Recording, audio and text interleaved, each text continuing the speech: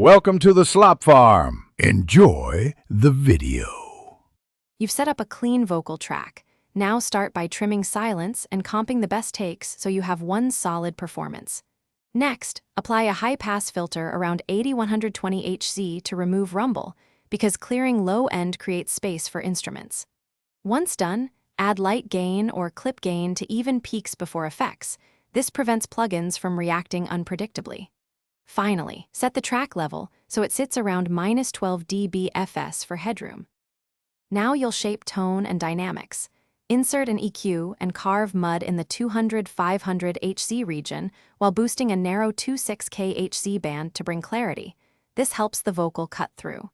Then add compression with a 3:1 ratio, medium attack and release to control peaks without squashing expression. Make sure to set makeup gain so the perceived level stays constant. Finally, place a de-esser after the EQ to tame harsh S and T sounds for a smoother vocal. Finish by placing send effects, a short plate reverb for space and a tempo sync delay for depth. Send levels should be subtle so the vocal remains direct. Once balanced, automate fader rides for dynamic lines and bring up choruses slightly to add impact. Make sure to check the vocal in context with the full mix and on multiple playback devices.